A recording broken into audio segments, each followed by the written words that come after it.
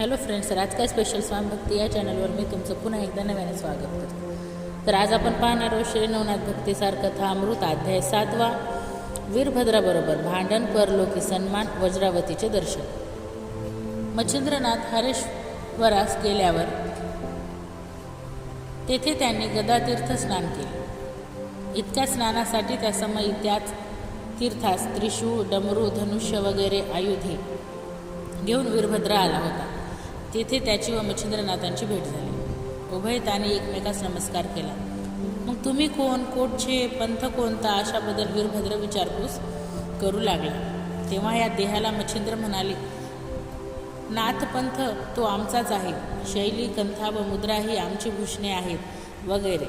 मच्छिंद्रनाथाने सर्व सांगितल्यावर वीरभद्र म्हणाला, हे एक नवीन पाखंड बंड मातून असे काळे तोंड जगात मिरविता हे तुम्हास योग्य नाही. यास्तव ह्या मुद्रा टाकून दे, न टाकशील तर ठिकठिकाणी त्याबद्दल तुला पुष्कळ दुःखे सोसावे लागतील. वेदविधीने लावून दिलेल्या धर्माविरुद्ध हा एक निराळाच पंथ काढणारा असा मूर्ख तुझा गुरु तरी कोण? अशी त्याची निंद्रा प्रचूर भाषणे ऐकून मच्छिंद्रनाथाचे पित्त खवळून गेले. तो क्रोधाच्या तडाख्यात वीरभद्रास म्हणाले, अरे अधमा, तुझ्या दर्शनाने मला स्नान करावया पाहिजे. आता निमूटपणे आपल्या कामात जा, नाहीतर माझ्या हाताने तू आता मरण पावशील. या भाषणाचा वीरभद्रास अतिशय राग आला व तो म्हणाला, अरे मूर्खा, आता तुझा प्राण घेतो पहा. असे म्हणून त्याने धनुष्यासह अर्धचंद्र निर्वाण बाण काढला. तेव्हा मच्छिंद्रनाथाने म्हटले की, अरे पतिता, उन्मत्तपणाने तू जनात आपले अहित करून घेत आहेस. अरे धनुष्यबाण काढून मला सोंग दाखवित आहेस, परंतु या योगाने तू यावेळेस मरण मात्र पावशील. अरे असली बहुरूप्यांची सोंगे दाखविणारे मजसमोर पुष्कळ येऊन गेले. तुझे हे हावभाव मजसमोर क्षणभर सुद्धा टिकाव धरणार नाहीत. आता तुझे आयुष्य सरले म्हणूनच तू इथे आलास असे मला वाटते. अशी त्या समयी उभयताची आवेशाची पुष्कळ भाषणे झाली. नंतर वीरभद्राने धनुष्यास बाण लावून मच्छिंद्रनाथाला रामाचे स्मरण करावयास सांगितले.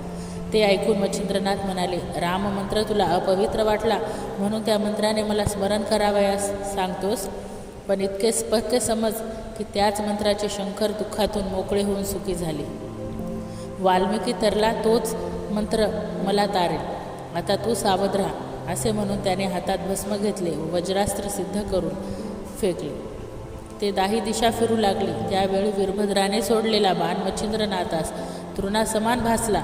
तो बाण मच्छिंद्रनाथाचे प्राण घ्यावयास येत होता, पण भस्माच्या जोराने तो आकाशात भ्रमण करू लागला.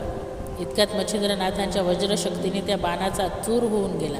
नंतर वीरभद्राने दुसरा बाण काढून नागास्त्राची योजना करून तोही पाठोपाठ सोडला.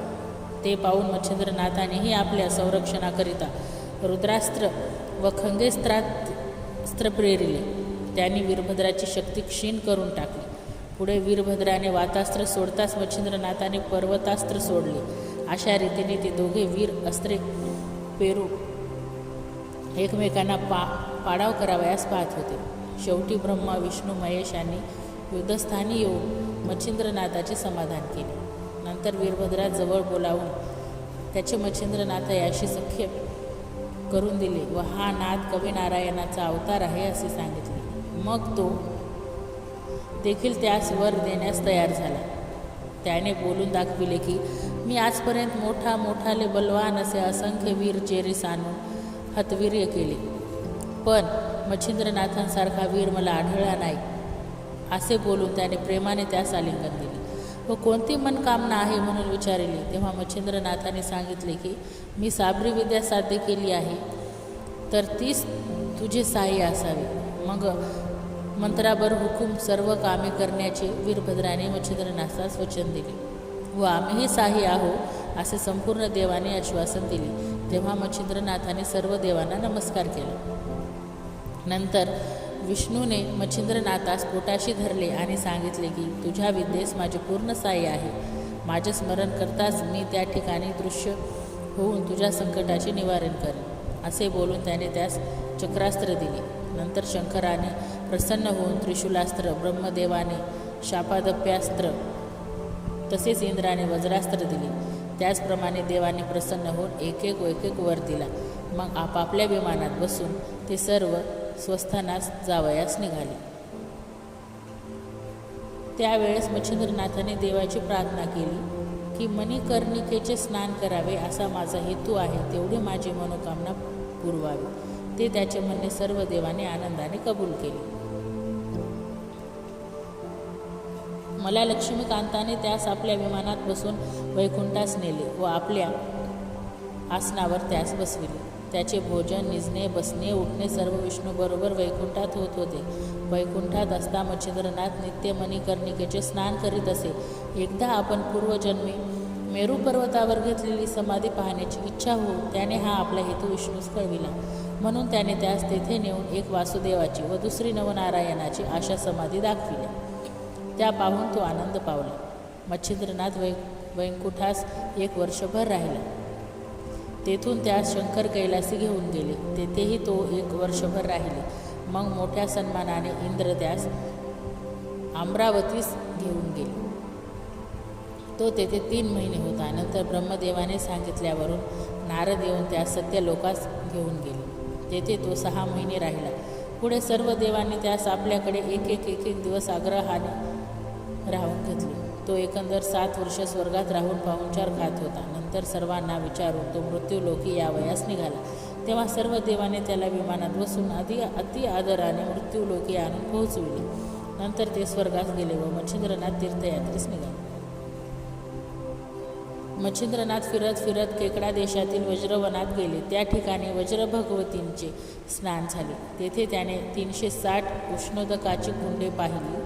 तेव्हा त्यास परम आश्चर्य वाटले. मग तेथल्या सर्व तीर्थात स्नान करून तो अंबिकेच्या देवालयात गेले व पुजाऱ्यास बोलून कुंडाबद्दल विचारू लागले. तेव्हा पुजाऱ्याने सांगितले की पूर्वी या ठिकाणी वसिष्ठ मुनीने यज्ञ केला. त्या समयी सर्व देव खाली आले होते. त्यांनी स्नानास गेल्यावर ऊन पाण्याची कुंडे निर्माण केली व स्नान करून आपापली नावे कुंडास ठेवली. ते देव 12 वर्ष 12 दिवसपर्यंत येथे राहिले होते. यज्ञ समाप्त झाल्यावर देव परत गेले, पण कुंड अजूनपर्यंत त्याच ठिकाणी आहेत. असा मजकूर ऐकल्यावर आपणही कुंडे निर्माण करावे असे मच्छिंद्रनाथांच्या मनात येऊन त्याने त्रिशूळाच्या योगाने कुंडे खणून तयार केले व वरून मंत्र जपून भोगावतीचे उदक उत्पन्न केले. मग अग्निमंत्र जपताच त्यात अग्नीने प्रवेश करून पाणी ऊन केले. नंतर त्या नव्या भोगावतीच्या कुंडात मच्छिंद्रनाथाने स्नान करून तो वज्रादेवीच्या देवळात गेले व तिला त्या कुंडातील ऊन पाण्याने स्नान घातले. तेव्हा तिने त्या शाबासकी देऊन 1 महिना राहून घेतले. नंतर तुला वज्राबाई का म्हणतात असे मच्छिंद्रनाथाने तिला विचारले असता ती देवी म्हणाली, वसिष्ठाच्या यज्ञात इंद्र हवनाच्या वेळी आला होता, पण सभेत जे ऋषी बसले होते त्यांच्याकडून त्यास मान न मिळाल्यामुळे त्याने वज्राची प्रेरणा केली. हे पाहून श्रीरामचंद्राने शक्तिमंत्राने दर्भ मंत्रून सोडला. त्यात मी प्रकट होऊन वज्र गिळून टाकले आणि हवनास हरकत होऊ दिली नाही. मग इंद्राने आपले वज्र मिळविण्यासाठी रामाची प्रार्थना केली. त्याने इंद्रास वज्र परत दिले. मग त्यावेळेस देवाने व ऋषीने मला वज्राबाई असे नाव दिले. मग सर्व ठिकाणी गेल्यानंतर रामाने माझी येथे स्थापना केली. त्याने प्राणप्रतिष्ठा करते समयी मला भोगावतीचे स्नान घातले होते. त्यावर आज झाले. पण रामापेक्षा तू एक गोष्ट विशेष केलीस, ती ही की त्यांनी मला थंड पाण्याने स्नान घातले व तू ऊन पाण्याने घालून भोगावती येथे अक्षयी ठेविलीस. असो, तेथे मच्छिंद्रनाथ महिनाभर राहिले व देवीचा निरोप घेऊन पुढे निघाले. अशा प्रकारे आपला श्री नवनाथ भक्तिसार कथामृत अध्याय 7 समाप्त झालेला आहे.